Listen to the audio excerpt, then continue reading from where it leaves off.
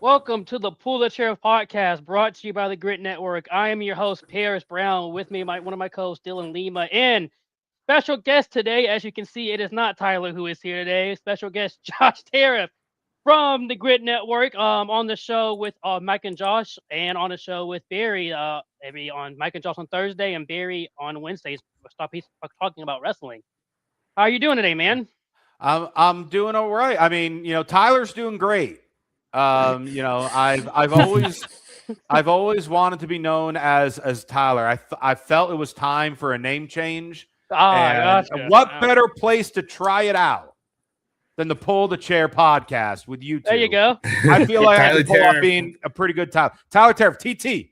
Let's do it. Yeah, well, alliteration. So that's our new Tyler for this week. Dylan, how you doing this week, man? Oh, I'm doing well. Luckily my identity hasn't changed yet. But besides, Celtics have been a little concerning lately. They've been struggling against some really good teams. But yeah, I'm just excited for the playoffs to get going. And we'll definitely get into that, man. We got a lot to talk about this week. Just want to start off. We've mentioned this multiple times this year, and once again, it happens. But speaking of it, just going right into it, talking about Kevin Durant, he is now fifth all time scoring, passing the great Michael Jordan. So now he is just over 1,000 points away from Kobe Bryant being fourth, which obviously he's not doing the math. He has a score. He averages 27 points a game. He needs 52 more games to do that. So obviously he's not going to do that this year. But I mean, doesn't look like he's slowing down anytime soon. He'll pass Kobe next year. Then the next one's what? You got Karl Malone. This dude is on his path to become third, maybe second at this rate. And I know we've talked about him a good amount on this show, so not going to go into too much. But man, that's 3 records this year? He went from like 8th to 5th this year in just 1 year? He's been rapidly climbing, man. I mean, he's one of the best scorers of all time. He will always go down in infamy for his Warriors stint. That'll never change. How people look at him, and considering he's kind of just a player for hire ever since, like he's been a big person that kind of said screw like being loyal to a team. I'm just gonna try to do what's best for me. No matter what, he always shows out. He's always the best player in every team he's on, and once again, despite age, like he could still go a couple more years. Who's to say that he could reach third place all time? I think it's very possible he could be there. Yeah, man. I mean, that dude averaging He's 30 some years old, still averaging 27 points a goal. He's a leading scorer on this young team. That's what Kevin Durant's doing. Yeah, I 30, mean, 37 years old. 37 years old. And that's a leading scorer on this young team. But this team, very struggling a lot recently. And right now they're down 20 points to the Chicago Bulls of all teams. They're losing 44 to 63 to the 28 and 42 Chicago Bulls. And we've done a lot of talk about, what the Rockets can do. I mean, what's the issue with the Rockets right now? Are they not going to make a good playoff run this year at this point? I mean, going down 20 points to a Chicago Bulls team looks terrible. I mean, to put it bluntly, no, they're not going to have a good playoff run because when you break down the way their stats are, they're an excellent defensive team who has no point guard and no offensive identity with the exception of Kevin Durant. I mean, based with the NBA.com averages, you got the Rockets are first in the league in rebounds and fourth in the league in blocks, which is great. Okay. Then they're 21st in points per game, 26th in free throw percentage, and 27th in 3 points made. And we know this is a score-first league right now. So you mentioned they're down 20 to the Bulls. Team points per game, the Bulls are 13th in the league. Their defense is deplorable, but they're scoring points.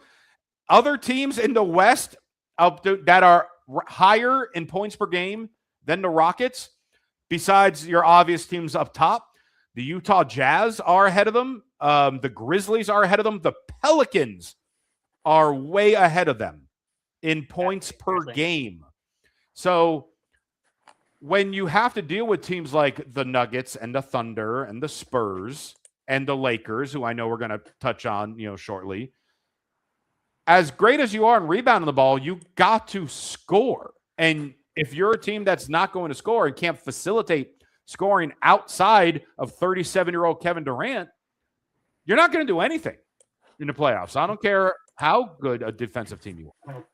Yeah, and Amin Thompson, Alperen Sengun are crucial parts of this team as far as like facilitating the ball and scoring when it's not Kevin Durant.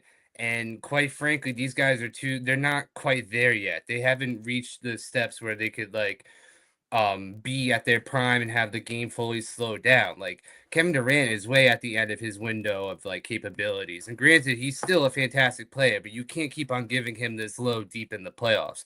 Someone like Sengun needs to step up because he is kind of like a hybrid big. Like he's like a Jokic light.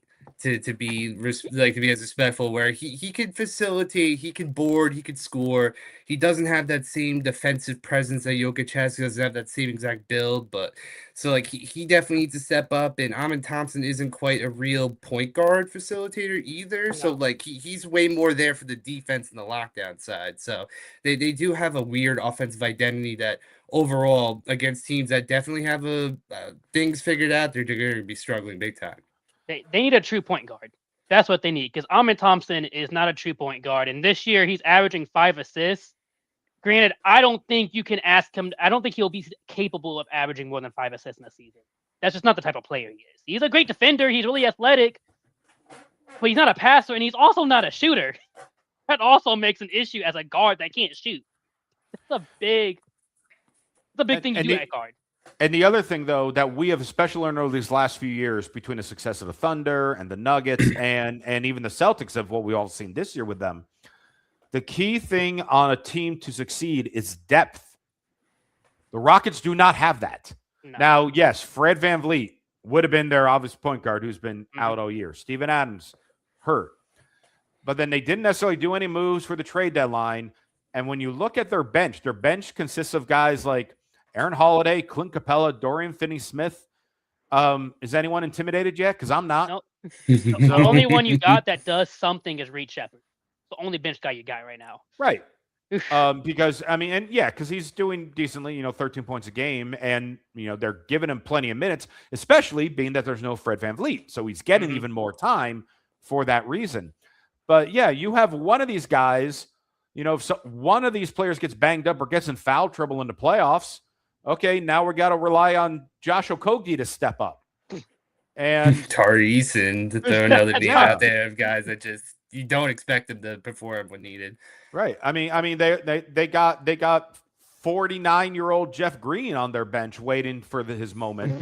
Hey, 2K legend right there, man. Hey, in his time is great. I'll take Clint Capella sitting on their bench. I destroyed with Clint Capella in some 2K. Let me tell you. Oh yeah, he just played a trade for him, Clint Capella too. You can get him on any team. So yeah, I do not take Houston seriously heading the playoffs, which is a shame because, like I said, Sengun, absolutely Jokic light. That's the comparison with him, and he's continuing to get better. Ahmed Thompson is continuing to get better, just kind of thrown into a position where maybe he's not really fit for due to their injuries. Jabari Smith has been fairly consistent, but he's obviously not meant to be your top tier option. And then you got Speaking of Jabari Smith, like it's halftime. The Rockets are down 40-65. Jabari Smith has 0 points. I mean, he's so inconsistent. He's such an on guy. When he's on, he's great. When he's off, you don't want him on the team. All right, I'm pulling up this full box score now because now you just got me curious on. Jabari Smith is 17 minutes, 0 points, 0 for 6 from the field, 0 for 4 from the 3-point line. Yeah, that's not good. I'm not an expert in this, but I don't think that's good. No assists, no steals, no block, 1 turnover. Just what's that? And this Bulls team is not good. This is a team that's trying to tank. But the Bulls, Colin Sexton off the bench with 20 points in the first half for the Bulls. Hey, at least maybe found somewhere he could fit. All right. I think they're first when Colin Sexton off the bench has the same amount of points or just about the same amount of points as Sengun and Amen together. That's a problem. Big time. So I mean, how the standings look right now? The Rockets, what, third place? Still the fourth place in the West. You think they are gone first round? That you don't even think they get through a past the first round right now? I don't think so. It did. I think it was Josh said earlier with No, Tyler. Remember, my the name's lack of Tyler depth. today. Sorry, Tyler. New Tyler. PT. Yeah, TT, good the boy. It's Teeing just you up. they don't have the depth. They just don't have the depth, plain and simple. And I at mean, the end of the day, that's gonna be big when Kevin Durant needs to take a breather. they're going to be facing either the Nuggets or Timberwolves first round. That's the spot they're in, and Or the Lakers if they fall down to like the six, because again 3 through 6 are all neck and neck, so they could all be shifting. But yeah. to Dylan's point, yeah, I mean, I don't really see them in a 7-game series outlasting any of those teams, because all those teams have at least a little more depth than them, and one guy goes down and one guy gets in foul trouble for Houston, they're in trouble. The last thing I want to mention with the Rockets, then, one, do you think KD stays on this team another year, or is he gone after 1 year? I don't know, man. We saw with the controversy at the All-Star game with him saying having some choice words about his teammates. It doesn't seem like chemistry's at an all-time high there. Can you be mad about what he said to Jabari Smith when he's playing like this against the Bulls? He may not be wrong, but when he's flat out calling Jabari Smith a retard, like it's just that doesn't, like, it's not something you want out there in the public, plain and simple. Like, I mean, I know Kevin Durant is a diva, and like he's only there on teams that win, and like if he once things go bad, he's gone, plain and simple. And I just can't see the Rockets signing on for another year for him. They want to get younger. They need more depth, and Kevin Durant is also, a lot of money on his contract. I agree with you. They want to get younger. The thing is, he is locked in. He's getting 43. He's getting 43.9 million from them next year, and then has a player option in 2027, 28. Right. So option one, can you find a team willing to take on that salary for at that point 38-year-old player, as good as he is, he'd still be 38. Would someone be willing to take that much cap space for him? And B, say they do keep him for another year. Well, then he's 39 with a player option. Well, at that point, why would he want to go anywhere? He's like, no, I'll just get paid. So it'd be an incredible move if someone were to find the cap space for him in a win now mode, to bring him in for at least 1 year. NBA trades don't surprise me anymore. He forced his way out of Brooklyn, going to Phoenix, and I'm like, oh man, this is great. Like, he signed him, because keep in mind, this contract was when he was on the Suns. He got this contract, and still halfway through, he was like, I want out. We're not winning the way I want to. I want out of here. And then sure enough, he's on the Rockets, and he's still quality. Like he has one of those games. Like, I think what makes Kevin Durant special is that his game is future-proof, similar to like a Curry, where it's not as physically demanding. Like, when I think of like a Zion Williamson, a John Morant, like these dudes that have to get to the rack and dunk and do all this jumping, like Kevin Durant, he could just play at his pace, get into the mid-range, get his spot, and he's a way bigger guy, so he could just shoot over as pretty much almost anyone in the league anyways. So I think, like, he's been pretty healthy. Like, he still played 60-something games this year. Yeah, he's played most games. Like, like if he was having injury problems, then I'd be a little more concerned. But yeah, 67 games. He's played the most games out of anyone on the Rockets this year, which is insane. So I'm pretty sure all them young teams players will find a way. I'm pretty sure the team will find a way to get him on their team. I'll just throw this out there just for fun. Based on teams that could afford his contract onto their current roster, why not Charlotte? The Charlotte Hornets can do it, apparently. And they have young players. Yes, sir. They have young players. Yeah. You put him, the vet, with their young talent that they got going with LaMelo and Knuppel and all of them. Yeah. Why not? Why not Charlotte at this point? But who do you give? Who do you give for that? Well, you give a pick, you give some of their young players. I mean, yeah, you got obviously make it work. Brandon but without Miller getting rid of comes your to core. mind. They got Brandon Miller. They I got a mean, couple yeah, young guys. that's one of those. Would they not keep him? That's just one random team That'd that be comes fun, to though. mind. But it'd That be would be fun. Yes. But let's also, if Kevin Durant were to move one more time in his career, is he already the greatest journeyman in the history of the NBA? Because he's been on how many teams now? 5? Yeah, I mean, Ooh. what? You got Thunder, Warriors, Nets, Suns, Rockets. That's 5. Yeah. So that would be then a 6 team. I'll give Shaq it because he got the rainbow. Not to mention He did hit the rainbow. Dominant. He did do that. You know, You're right. So but Kevin Durant, like it's either Kevin Durant or Shaq as far as like journeymen go, because like Kevin Durant is honestly in that air. I think another ring would do great things for his legacy because it's always like those Warriors rings. Like you had to join a 73-win team to get those 2 rings, and then. I mean, they unfortunately lost against the Raptors because he blew out his Achilles, in that series. Like, I think it was game 1, too. It was, like, really early in that series. Yeah. So, yeah, like, I mean, obviously, like, that definitely changes things. And, look, Shaq had a 3-peat of his own +1 with the Heat. So, like, he's always been that guy. No matter what team he's been on, he's always been that guy. The big difference, though, with Shaq as journeyman compared to Durant was in Shaq's last couple years – he was barely seeing the court, during his time in Boston and Cleveland, wasn't playing all that much. While Durant, as we've discussed, he's still leading this team in scoring. He's playing on the team.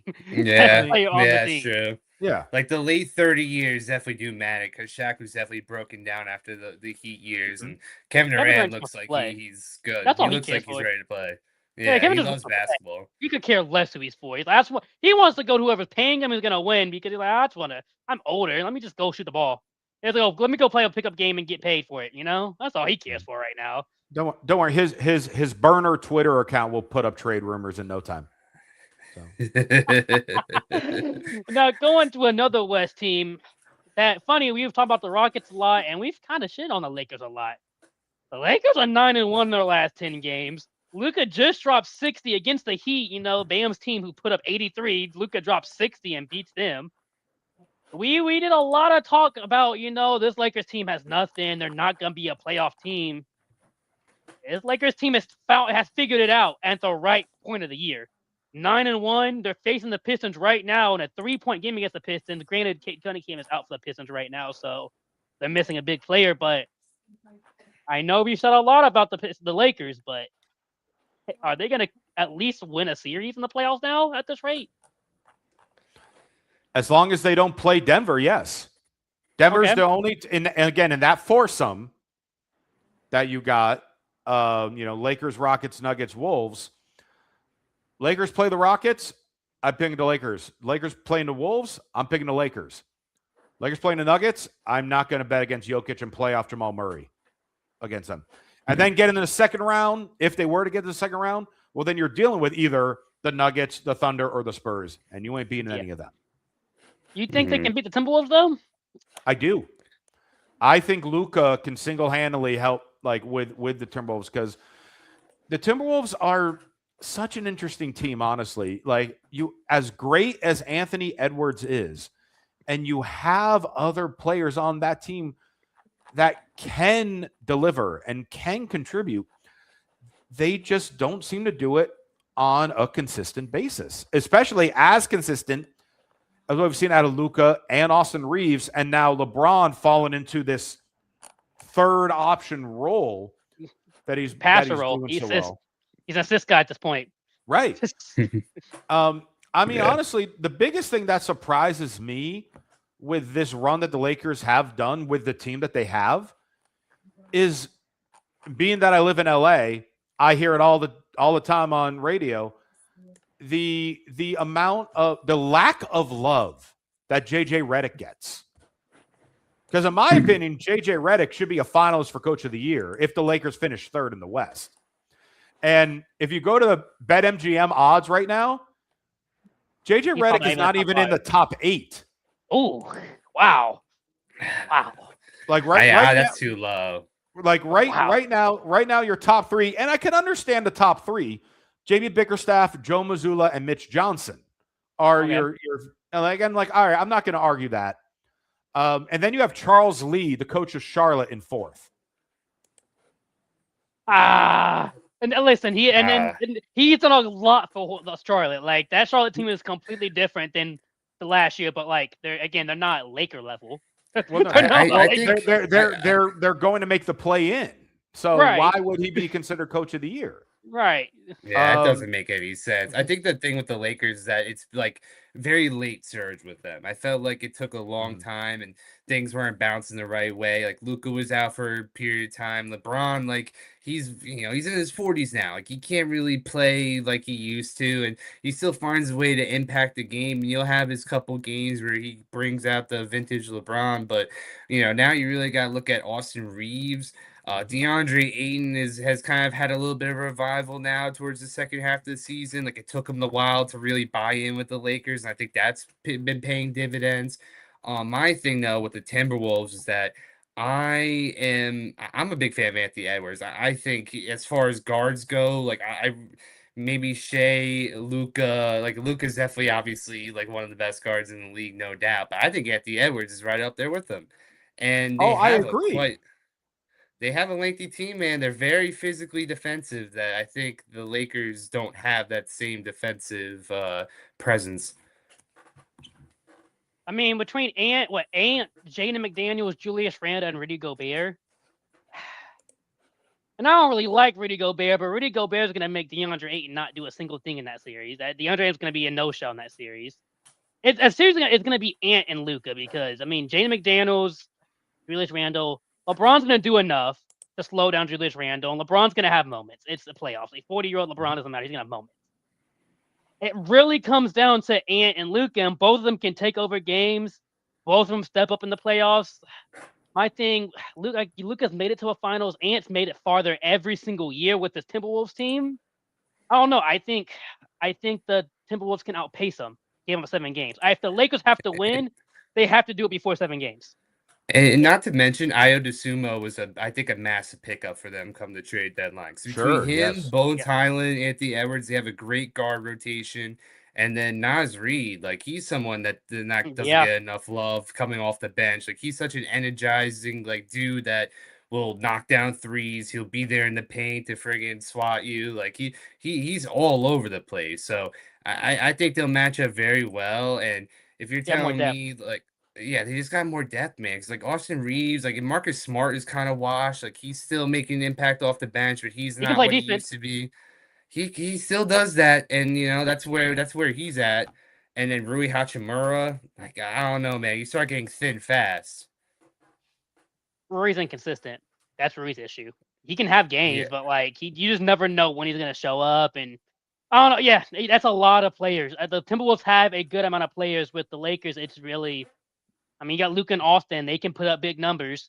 And LeBron, funny enough, LeBron now is the wild card. What is he going to do? Because right now against the Pistons, he's like 5 points. He could do that. He can still go put up 20. So, like, funny enough, LeBron now is a wild card. What is he going to do in that series? Is he going to start dropping bigger points again? Because he can. It's not like he can't do it. It's just he doesn't, he's older. He doesn't, let Austin do these. But in a series like that, he's going to have to score. And again, I don't know, 7 games? A lot, 7 games. So with that, I do think first round. This West is tough, man. The West is just a very tough spot to be in, and with the Lakers being 3, them and the Timberwolves will be a great first round. Now, if the Rockets fall to 6, yeah, the Lakers got it. The Lakers got it. If the Rockets fall to 6, but yeah, the Timberwolves or Nuggets. That 3, they might not make it out with that 3 seed. They might not. I don't see it. They just don't have the depth for it. But LeBron also, speaking of age, LeBron now has the most games of any NBA player. He did just break that record as well. Most games beaten. I honestly thought he already had that for a while, but then I saw like, oh wait, he doesn't even have that yet. That just makes you forget how long Robert Parrish played. Yeah. I mean, LeBron's been Hail playing the to entire the Chief, Robert Parrish. With your Dylan, you got the Celtics hat going with it for Robert Parrish there. Yeah, no doubt. I mean, Robert Parrish during those 80s championships were amazing. I mean, they were a great team, and he played for a very long time. And, he's definitely one of the greats when you talk about those Larry Bird seasons. And it's funny because LeBron, I would have thought that too, because LeBron's he's got drafted the year I was born. So all I know is LeBron in the league. That's literally all I know. It's LeBron playing basketball. So And thank you for making me feel extra old, Paris. I appreciate that very much. Listen, Get off my lawn. Listen, I can't control that, man. That's just how the numbers work, man. I was born, LeBron was in the league. LeBron, that's all I know.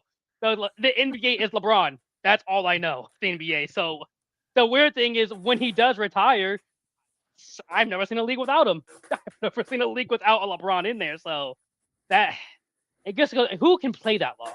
And play it long at a high level. I get LeBron's, definitely this year slow, but at a high level, LeBron's played forever at this point.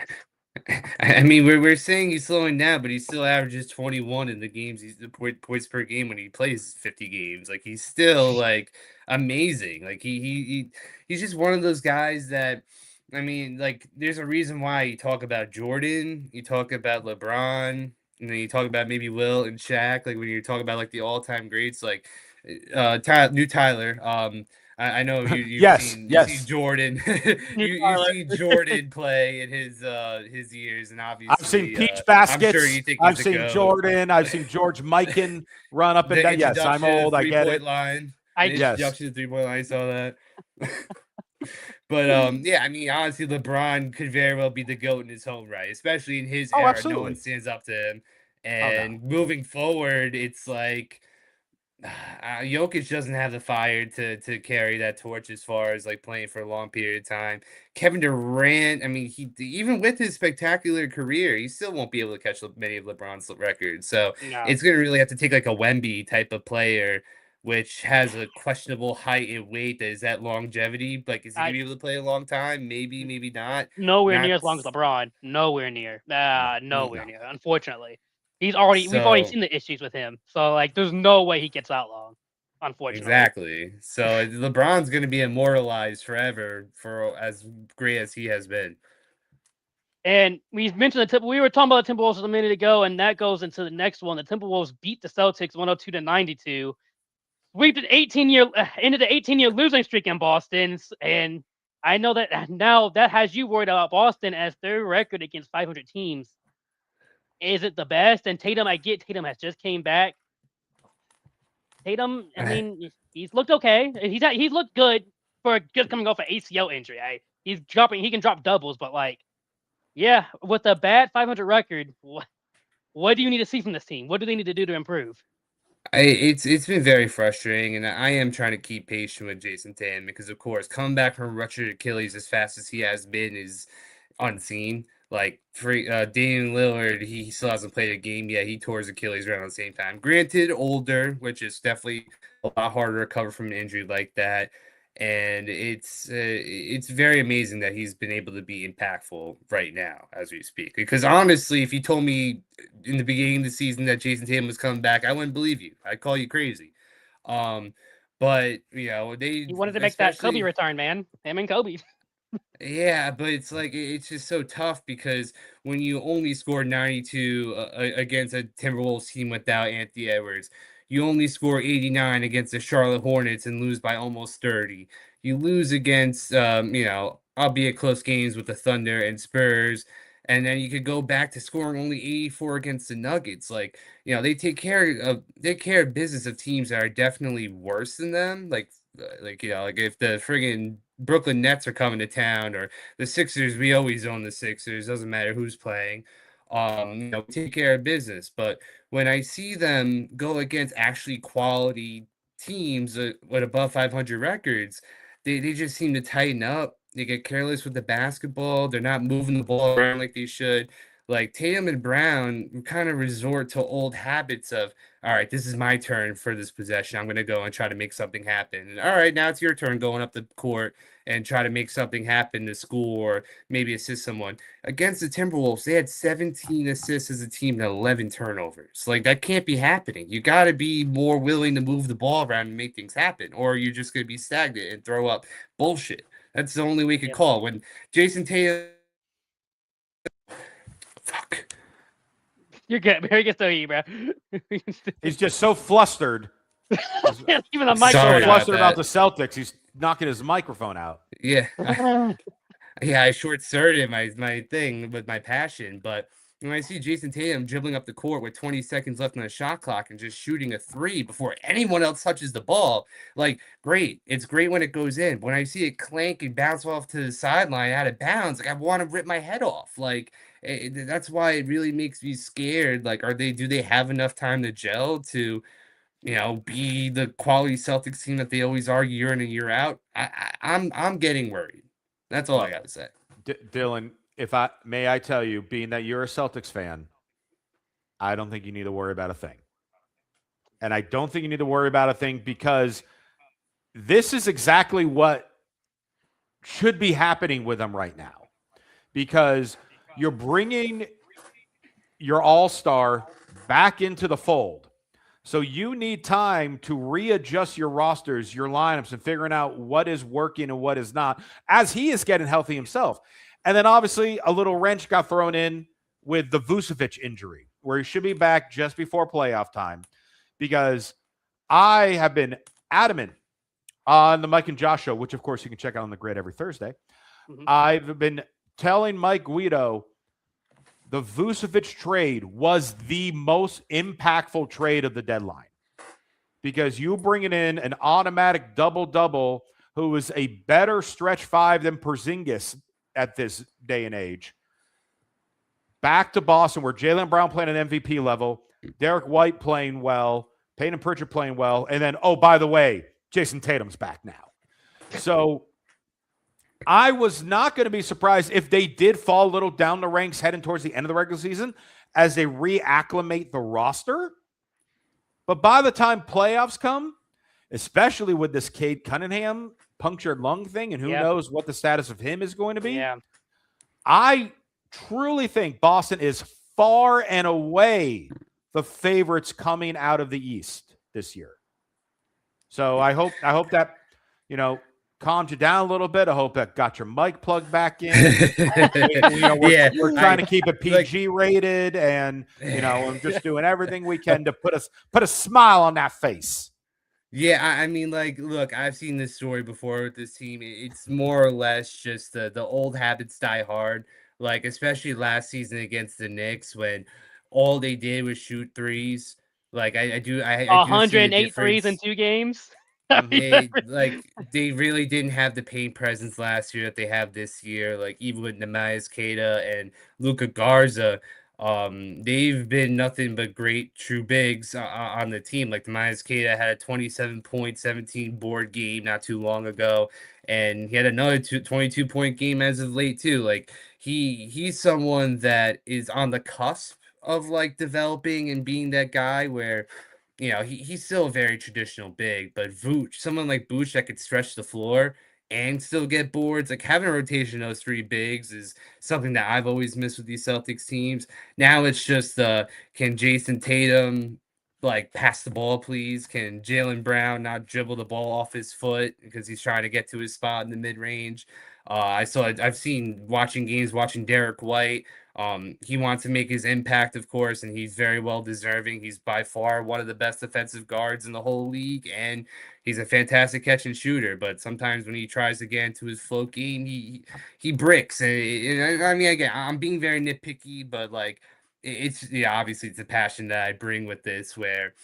I do think ultimately they will be fine, but when I see teams like the Knicks and how physical and as far as size, because like it's going to become to like when I saw the Timberwolves game, how physical they were and just bullying them. Like the Celtics kind of like to draw fouls. They try their best to get to the line as they can and don't go too much to plan. When you have Jaylen Brown getting booted, but like it's one of those things that I just wish sometimes they would be smarter with the ball, play it simple, because this is the same thing I've seen year after year after year. So playoffs come around in the East, and the Celtics Knicks matchup happens again. Who do you think who think Celtics come out of it this time?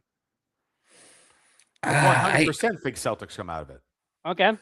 And not only do I think the Celtics come out of it, to me, Karl Anthony Towns is starting to tiptoe towards James Harden playoff mentality. He's like one more year of getting into second round or so and not showing up. He is in trouble. I mean, when you look at the way it's set right now, if the season ended today, Knicks would play Atlanta in the first round. Yeah, I have the Knicks winning that. But then, against Boston in the second round, no, I don't.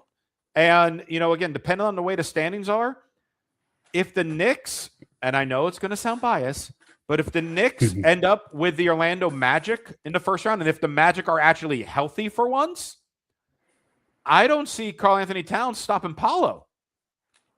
So OG Anunoby, man. You got OG Anunoby, but again, I said if healthy, because then he has to deal with Franz Wagner.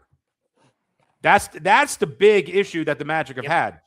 Yep. I mean, in now nearly 2 seasons, their big three of Suggs, Paolo, and Franz have played together, I believe, 9 games. It's been atrocious. So that said, going back with the Knicks, we know Jalen Brunson is clutch player of the year worthy for a reason. We know how incredible he is. And you got a great supporting cast like OG Anunoby, like Josh Hart. I love Mitchell Robinson. Cat turns into a liability when you get deeper into the playoffs. And until he changes that, I cannot pick the Knicks over the Celtics. Definitely after beating them last year. That's a big thing for the Celtics. The Celtics don't want to get beat again in the playoffs. And I mean, honestly, funny enough, I think this panel all has it out against the Knicks because being a Pacers fan here, fuck the Knicks. Oh, God. It's nothing personal against the Knicks. It's more so I'm just not a fan of Cat. Okay. Yeah. Okay. No, I mean, like, I would love the Knicks get into the finals. Honestly, in the grand scheme of things, I got no problem with the Knicks involved for the guys I just listed: Jalen Brunson, OG Anunoby, Josh Hart, Karl Anthony Towns. Until he stops being a taller version of James Harden in the playoffs, then I can't expect them to get deep. I think the biggest problem with Karl Anthony Towns' game, because I think he is a very good player. He's a big that doesn't have a big style game. Like he is very shy of being like an interior defensive guy. Like being a center as tall as Karl Anthony Towns is and only averaging 0.6 blocks per game is not good. But he gets a lot of rebounds still, though. So he's down there. I mean, but the thing and his is points per game are down team, too. He's only at 20 points a game this season. But Mitchell Robinson's the only other big on that team. No one else, they have a lot of wings that are lengthy guys, but they're not massive. Jalen Brunson is your main guy, and he'll be the guy that carries the Knicks through this series. But he's 6'3", 6'4", I want to say. He doesn't have a spectacular 3-point shot. He has to be like a Shai Gilgeous-Alexander, but he's a mini version. He's not going to play defense. Going up against a Derek White or a Jaylen Brown, he's going to get cooked. So, yeah, I definitely do think the Celtics get them in that series. But what happened last year was the Celtics choked and just threw themselves out of the game. It wasn't I will say he is leading the team in 3-point percentage at 37% from 3, which is solid. His thing is because he's trying to do everything for the team, he's only taken about 7 threes a game, which in this day and age is honestly not a ton if you were a 3-point shooter. Yeah. He's obviously more facilitate drive to the hoop first. Yeah. He backs down more than Cat does. Honestly. Prince will back somebody down way quicker than Cat will do it. He averages 12 attempts in 2 to 7 and 3-pointer. So he is way more someone that'd rather go to the rack or like, try to draw a foul or try to go mid-range, then a three. Like, he'll knock down the wide open threes, no doubt. But those windows get a lot tighter when the defense is playing a lot harder in the playoffs, because there is no next week. There is no next month. You just got to get through these 7 games. Yep. So if the Celtics do make you have them making them out the East, can the Celtics compete with a team from the West like the Thunder or whoever comes up the West, the Thunder, the Spurs, the Nuggets, Timberwolves? That's obviously a much tougher question to answer than getting out of the East. Because remember, we had Jason Tatum out, Tyrese Halliburton out, Giannis, who knows what was happening, Dame out, and then obviously sent to Portland and everything. It's like, this East is up for the taking. It could be anybody's conference to steal. West, it was like, the Thunder. Oh, yeah, the Nuggets. Oh, the Spurs are way ahead of schedule. Okay, they're there as well. So it's going to be really tough for me to think that anyone really could overtake the Thunder in a 7-game series at this point. And I know, it's the vanilla go-to easy pick. But it's the easy pick for a reason. Yeah. Yeah. They are the best defensive team by far. They win. They don't lose. They don't lose. And even the Spurs team, they are ahead of schedule. I just think Victor Wembanyama is so special that when he finally reaches that top gear, who's gonna stop him? He already does spectacular. He's Karl Anthony Towns, but does everything. He's someone that when players are within his vicinity, even from the 3-point line, they're scared to shoot if Wemby's within 2 feet, because he could just close out so fast and swat you into the stands. He is so he's an anomaly. He's just one of those guys that he is that dude. Just plain and simple. Doesn't matter who he would be. He would be someone that you could put a college team around him, and he'll still be a competitive just all by himself. And look, you got Stephon Castle, you got De'Aaron Fox, and I play more Devin Vassell, and I just think that they have potential. But this Thunder team, man, it's so boring to say. But 1 through 5, no one has a better 1 through 5 than the Thunder, plain simple. And Shai could very well be MVP this year once again, which I think he deserves. He is a huge favorite. I was looking it up actually before we went on. DraftKings has him at -1,000. So if you so what that would mean, if you're not familiar, if you bet $100 for Shai Gilgeous-Alexander to win MVP, you're not winning much because it's just a gimme.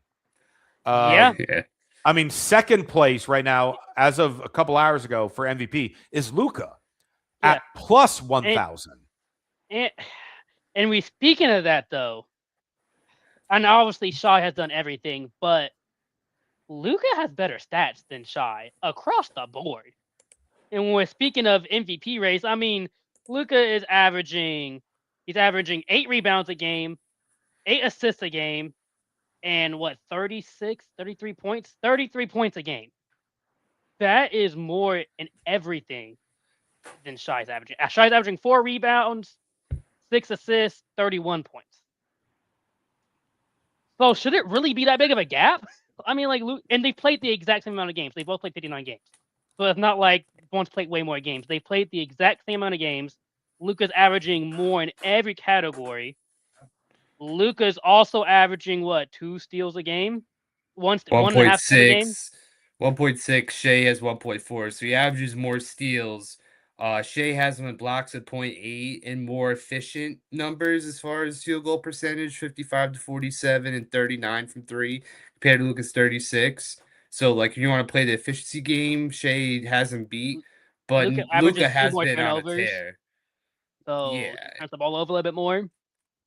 But I think what it comes down to is that the Thunder from the get-go, at one point, they only have 1 loss in their first 25, 26 games. Just to start the season, they're going on a crazy pace where they could have very well beat the Warriors' 73 win record at one point. But obviously things slowed down. Shai got hurt for a while, so that end up being, just a vague memory to everyone.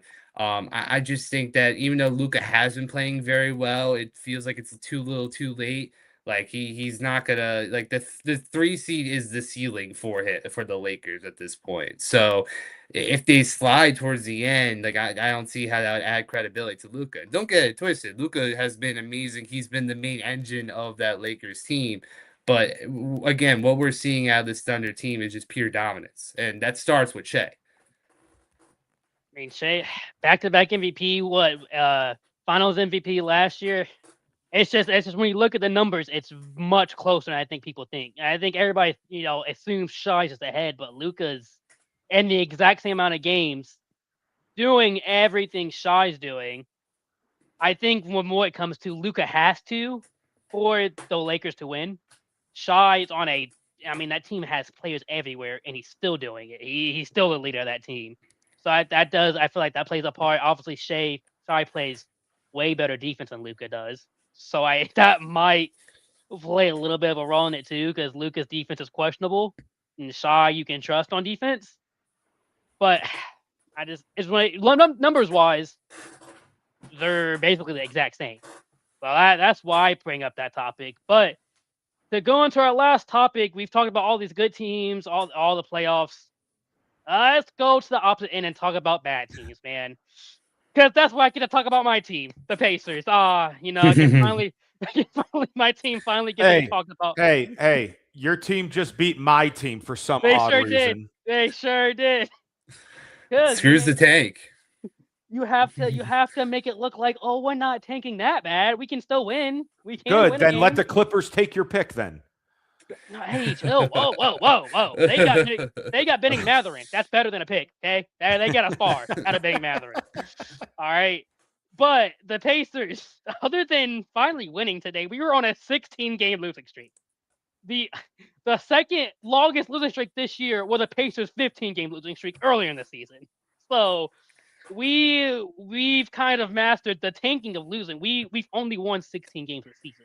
So we just lost as many games in a row as we've won total this season. So kind of mastered it. Right now, we're obviously that makes us tied first place to get the number 1 pick. It's us, the Wizards, and the Nets. Those are the 3 teams, all Eastern Conference teams. East just kind of sucks. All in the top 3 teams, you have a big drop off on teams. Who do you guys think? Obviously, them one team doesn't only get it. Who do you guys think gets that number 1 pick? Obviously, I'm going with the Pacers. I want the Pacers to get it. If we get a number 1 pick this year, this team is a top 5 team in the East next year, easily, because we were 100%. Dominant last year. I won't say dominant, but we were really good last year. Obviously, made it to the finals. We get Halliburton back, and I can only imagine Halliburton with Zubac at center, somebody can actually get a rebound now, because I have a lot to say about Miles Turner. I got to watch Miles Turner for years. Great defender, can block. Shooting wise, he can shoot when he's feeling good, but when he's not. But the dude was 7 foot, averaging like 3 rebounds a game. That was embarrassing. And then he never got better than that. He could never get a rebound. So we finally got a rebounder. We get score. We get that number 1 pick and get who I really want is Steven Asta. We get him with Nembhard, Halliburton, Siakam, Zubac. That's a deadly team over there. And we need the number 1 pick. We've been so good. I don't think we've never once in Pacers history had the number 1 pick. So why don't we get the number 1 pick this year? That's all I gotta say. I hate to break it to you, but the NBA lottery is rigged beyond belief. After the Cooper Flag, you had the reasonable doubt when you had like the Cavaliers getting back to back with the owner's son. You had the Spurs with such little odds just magically flying up and getting Victor Wembanyama. Mavericks do the most catastrophic trade in NBA history, giving up their best player in the middle of his prime, fresh off an NBA Finals appearance, and magically they get the number 1 pick with 1.5% odds or whatever it was. Like they were borderline a lottery team, borderline a play-in team, and still magically got Cooper Flag despite almost ending their whole franchise in total. And honestly, the Pacers, the NBA gods, let's just call it, if we want to get like mystical with it, they don't love the Pacers. And like this past playoff run was kind of like your run, because how many buzzer beaters and game winners, comebacks, it came down to the wire, and Halliburton was clutch, no doubt. But they weren't like a convincing team winning these games. They were doing it, based on luck and whim. My opinion, and I think it's long overdue for the Brooklyn Nets to get a number 1 pick. I think they've stunk for so long. But look, they are beyond pathetic. Like, and it's been, I know the New York Knicks are the New York franchise there, but the Nets, they're practically giving away tickets for these low, like, they should not be as bad as they were, and they created so far after the big three all left town that someone like a Darren Peterson on the Nets could start getting some buzz back into Brooklyn. I think that's likely, the most likely of the three, but I definitely understand Paris' your need for like the Pacers to finally make that step.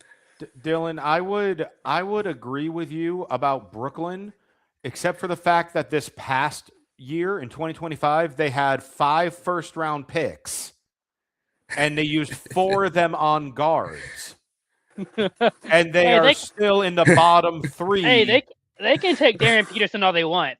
They can have him. I'm not worried about him. I don't think he's a bad player. The Pacers don't need a guard. And I will say, like if you're trying to do the argument of, oh well, the NBA just like magically, I know it was bizarre circumstances with Cooper Flag going to Dallas. I get that, but I mean, if you're talking like that type of argument, well, that means that the number 1 pick is going to go to Milwaukee, so Giannis could stay put and have someone to play with. Oh, that's not happening either. That's not going to happen. The number 1 pick is going to either Indiana, Washington, or Sacramento. And that is going to be Indiana. Oh, cool. Now they'll build something. Washington, Sacramento is going to be like, oh, okay. They get a player. Sacramento does not deserve a number 1 pick. What are they going to do? That's not going to make they got Trae Young. Newsflash, 90% of the teams eligible for the number 1 pick do not deserve the number 1 pick. Well, the lottery, we don't get to see how these things are picked. That's the thing that always got me. At least you used to have like the visualization of the ping pong balls going and seeing who got picked. Now we just got to believe that this like random accounting firm is actually telling the truth when they're saying that these picks are these magic ping pong balls that all go in these random numbers, that like a literal lottery. Like, it's not just like, oh, here's a bingo machine. Like, it's like, here, who got this combination of numbers, you got the pick. I just can't see, like, I could see a Wizards getting a number 1 pick, because it's like you got Davies, you got Trae Young, and they're not the most reliable guys. Having a young guy would revive the Washington Wizards pretty well. Kings, I don't see it. The Kings are kind of a mess, and they're like a redhead stepchild of California. So I don't know about Sacramento. But let me throw this out at you, since you're thinking, oh, it's quote unquote rigged or this or that. Well, you know what? If it is, then let the Clippers get the number 1 pick. Why? Because it goes to the Thunder. Oh God, no, that's too much. They're unprotected pick. They don't need it. Well, of course they don't need it, but in your world and what you're talking about, that's a more likely scenario than the Wizards or Kings getting it. Yeah, but the Thunder wouldn't be a fun first number 1 pick. Like, they already have everything they possibly need. Like, I'm talking about teams that are... Who realistically, besides the Pacers, to Paris' credit, what team that is in the lottery right now would be a quote unquote fun number 1 pick for them to go to? None of them. The Hawks. The only other thing the Pacers, the Hawks could be okay, because they got Jalen Johnson. If the season ended today, pick. Hawks aren't in the lottery. No, but they have the Pelicans pick, and the Pelicans have a bad record, so they have to get the number 1 pick. So they could be a potential. Well, we see how well they did the last time they had a number 1 pick. Oh, well, I mean, well, to be fair, Sarr just didn't want to go there. Sarr was supposed to be that guy, and Sarr was like, I'd rather get banished to Washington than go and play for Atlanta. So, hey, if Sarr wants to go to Washington, who's to say that another potential number 1 pick wants to go there? So, I would realistically say, like, looking at the teams, that on someone that I would just kind of like in my gut, I'd be like, hey, good for this team to get the number 1 pick, Memphis. Because you traded Jaren Jackson for some ungodly reason. you need to move on from Ja Morant, which you're trying to do, and hopefully he's not there at the start of next season. You start fresh, you get a top pick there, and you try to start something. Because those fans, I mean, they have not been as punished as Dallas has been because of the whole Luka fiasco, but they've been through quite a bit these last few years. So I would root for the Grizzlies. 3-4 years ago, they were a top seed, and they were "Oh, this team has everybody was like, this team has a future." I don't understand why they fired their head coach. Why they fired their head coach last season towards the end of the year too. Like when they were playing as well as they were, they were like a 3 or 4 seed last year, and they're trending downwards. And they still same for the Bucks firing their head coach. God, yeah, the Bucks and also the Nuggets. They got rid of Michael Malone. Yeah, too. Like that was such a weird series of events with those head coaches getting fired. You know what happened to all those? Other than the Grizzlies, all those coaches that got fired lost the Pacers right before they got fired. The head coach killer, the Pacers. Then the Pacers went to the finals. So it's your fault, Paris. Yeah. Got it. Honestly, I mean, we took out all the coaches. Then we went through and everybody was the year before that, everybody was having injury issues, and the Pacers were going through it until we finally lost. Then last year we got rid of all the coaches. Tatum got injured, and we beat the Knicks. And then it finally hit. You've done so much, but there goes Tyrese Halliburton. And then Indiana never got a break. Halliburton went down. Caitlin Clark went down. Daniel Jones went down. We just started a whole line of people going down. It hasn't been the best 12 months for Indiana sports, except for football. Except for college football. It was all for IU. In a just world, the Pacers, considering all of that hurt, would get the number 1 pick. But when the Chicago Bulls are staring down the barrel of that number 1 pick for no reason, and they still get Darren Pearson like they used to see Derrick Rose, Chicago may go crazy once again. So who knows? We'll see. I mean, that's the thing with the lottery. You can always speculate. You can look at the odds, but the odds mean nothing when the worst record doesn't get the best odds. It kind of flatten the top to the top 3 teams. So it doesn't matter. It really doesn't matter. You could be the 3rd worst team and still have the best odds. So that's why I like to say it's rigged, because it doesn't make sense. There's no real proof or calculus behind this. They kind of just on a whim, oh yeah, you get 8%, you get 6.4%, you get 3. Who cares? Yeah. And obviously, I want to stab that pick, but as long as a team, unlike the Kings, get that pick, I think we'll be okay, because everybody's looking at Darren Peterson being the number 1 pick. I don't need Darren Peterson. We have Halliburton, we have Nembhard, we have obviously T. McConnell's older, but he's a great off the bench. There is no reason for us to drive Darren Peterson. There's just it wouldn't fit. So I like the Bansa a lot. The Bansa's a potential one. Boozer, and that's what worries me. I'm like, if the Nets get the number 1 pick, they're probably drafting a guard. I could be okay with that. If the Wizards get the number 1 pick, it worries me, because I'm like, okay, they have a bunch of guards. They're probably not drafting a guard. They could take the guy. So that worries me a little bit, If we don't get the number 1 pick, it really depends who does, because everybody's looking at Darren Peterson. I'm not worried about that. I want AJ. That's the main guy I want. And it's really I feel like a lot of it seems like it's between him and Darren who's going number 1.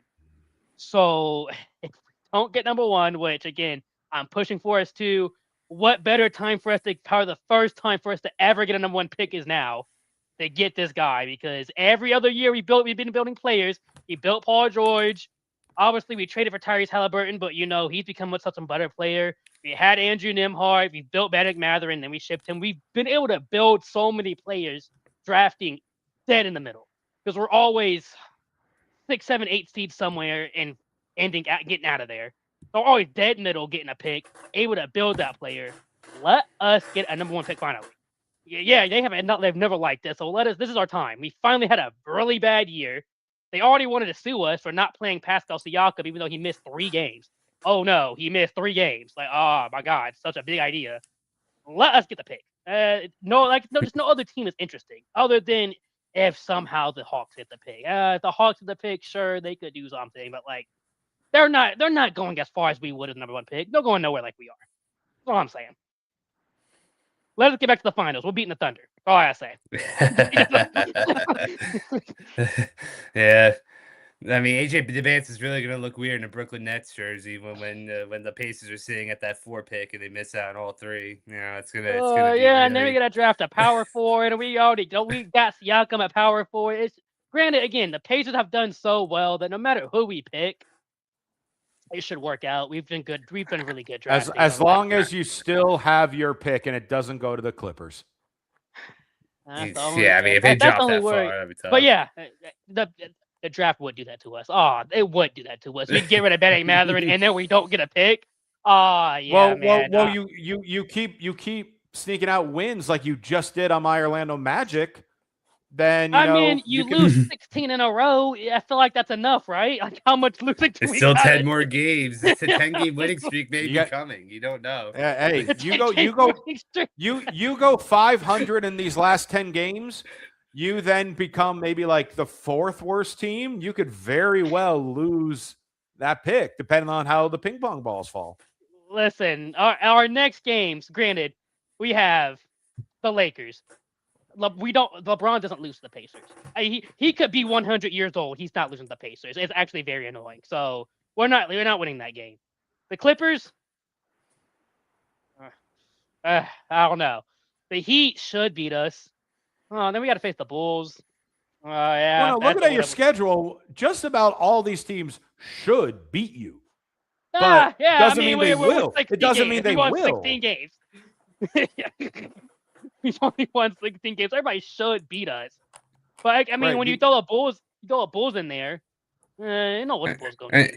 I mean, the biggest problem with how these standings are falling is that the play-in games on both sides of the conference already are set. So, like, the Pelicans, for example, they're 8 games behind the Warriors. For the Eastern Conference, the Milwaukee Bucks are 8 games behind the Hornets. So now it's all these bad teams they much rather lose than win because winning doesn't do anything for them besides worsening their odds at the lottery. And in this lottery, you want to get in the top 5 because let's just say, even if you are number 4, Caleb Williams is right there. Acuff is also looking like someone that, if you're in that top 5, you'd be happy with Darius Acuff because the Arkansas, he was going off to start the tournament with Arkansas. So you can't really go wrong, but obviously with the Pacers, it's such higher stakes considering the protection on the pick. So I cannot wait for you end the season against Detroit, who will be benching everyone anyway, because at that point they would have already clinched their spot. and that game could decipher where you fall in the draft odds. Because it's going to come down to the final game with a few of those teams at the bottom. Yeah, the Wizards, Nets. I mean, because 2 of your last 3 are against Brooklyn and Detroit. So, Brooklyn might only put 4 people on the court for all we know. We don't know. They'll try their best. They'll put their whole G League team in. And it doesn't matter. Michael Porter will throw up 50 shots though. That don't matter. He'll still throw up 50 shots from 3-point line. That's what he'll do. So he might pull it off. Okay, he can't not shoot the ball.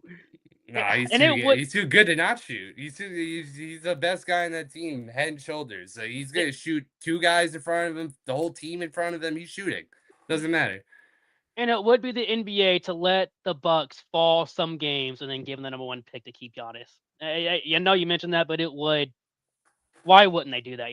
All this Giannis drama. Why wouldn't it end with the Bucks getting the number 1 pick? I think Giannis is done with the Bucks. I don't think he's gonna he's kind of playing the will they won't they. Yeah.